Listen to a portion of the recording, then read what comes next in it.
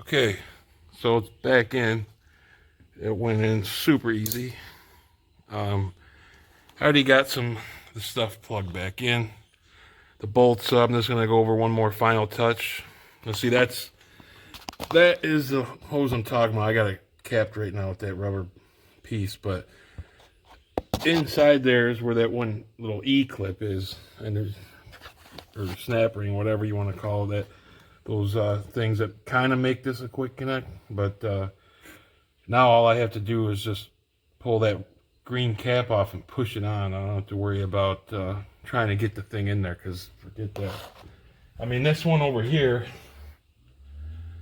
that one up front there, that one's, you could put it on, but why even bother?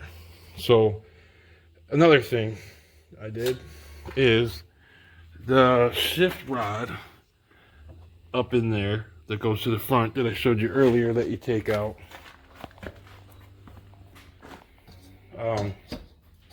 That, before I go any farther, I went up there, opened the door, and grabbed the rod and moved it around in all directions to make sure it wasn't stuck on something, because nothing would suck more than to get this all done, get it on the ground, and then you go to hook the shifter up and you can't put it on there. So I've never had that happen, but I don't want it to. I had something similar happen, and talk about doing this job twice within 3 days.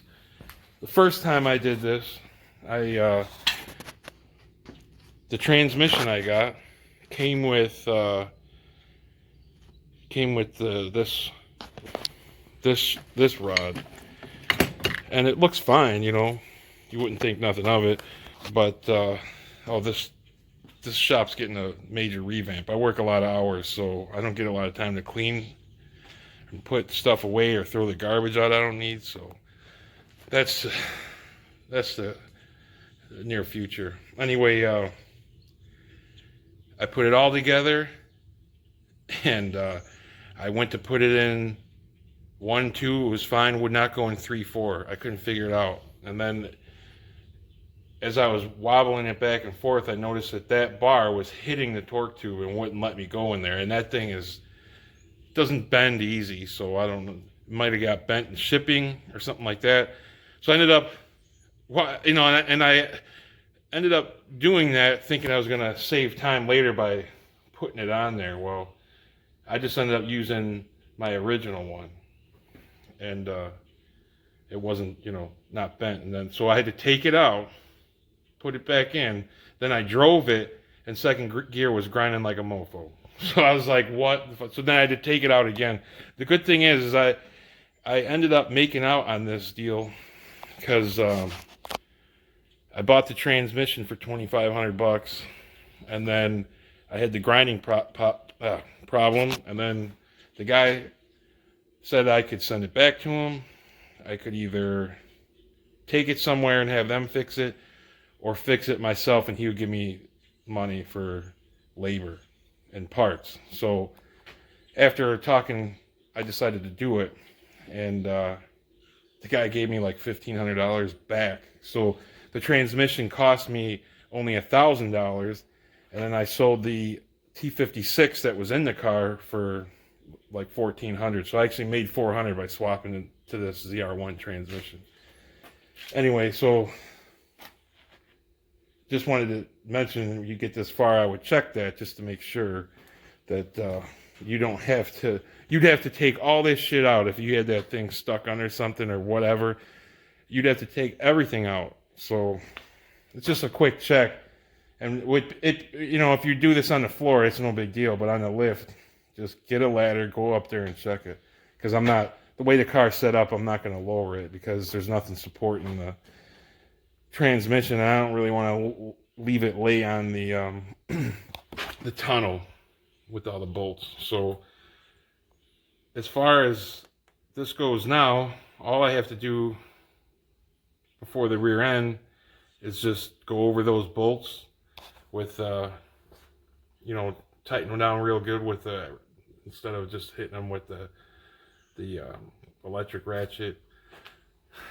Tighten that up, pop the hose on, Even if I don't, it's not like I can't do it later. But put the rear end, slide that up in there, cradle goes back on.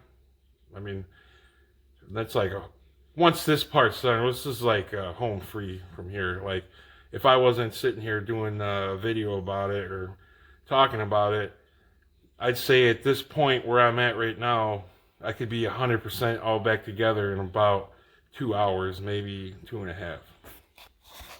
So I'm gonna get some stuff moved around and get ready to put this differential in.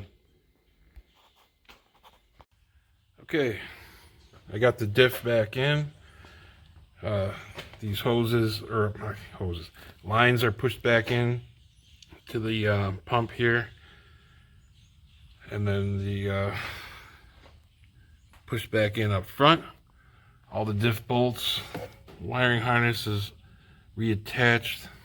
Now I draped these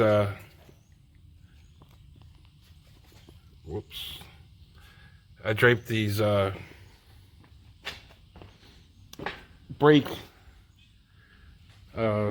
and ABS lines back over here, because when I put the cradle back up, they need to be draped over so that you can route them back to where they were. And also remember, like right here, look at it right now, the wires go on that side of the mount. Okay, on that side and that side. And then there's those clips I showed earlier that those go into. I hung the brake caliper back on this side, so really the cradle's ready to go back up. I could at this time decide to fill the diff back up. You don't really have to, as long as you leave the anti-sway bar loose, because then if you put it up, it's in the way, kind of. So yeah, so once that cradle's sitting back up in there, it's kind of a relief, because then you no longer have to support anything and you're good to go with just hanging your suspension parts, put the half shafts back in, and then you're putting the exhaust on, and that's about it. So we're getting there. So here's my setup for, again, doing stuff by myself. So I got it's sitting on the jack now. I've just got it there so you can see it. But yeah, I got the engine hoist here holding the that strap that picked it up off the floor. Actually, I never took it off the legs down there, but anyway. So right now it's resting on this jack. So all I gotta do is take this jack off and roll it under the car, and then just jack it up in place. Usually have to move a few things while you're going up. Not much, really. Everything kind of goes right back up in there. So yeah, here we go. So here we go. The jack's folded up. Got the cradle under the car. As you can see, there's really not that much going on as far as being in the way. You might have to move these axles to push them to the side a little bit. They typically go right up in there. That brake line will kind of go up with it. Just kind of guide the shit while you go up. I mean, the jack's slow anyway, so it doesn't take much to it. Just basically line up your pins, and then your transmission mount studs as you go up. It's just gonna go right up in there. So yeah, I'm gonna start jacking it up. So this is like my favorite part, because I now have the car all the way up on the lift instead of crouching under it all the time. The cradle is now bolted up all the way. You have to tweak these a little bit. Sometimes they're off to the side to get them out, or I mean to get them to go back into the hole. But it's not a big deal. They're pretty flexible. If they're like poly or something, yeah, you probably have a little more problems. But got everything routed up in here. If you can, those lines are clipped back in. The brake line's pushed back into the right there. You can see it. See if we get that. There's that. You can see that brake line in there. Running under here.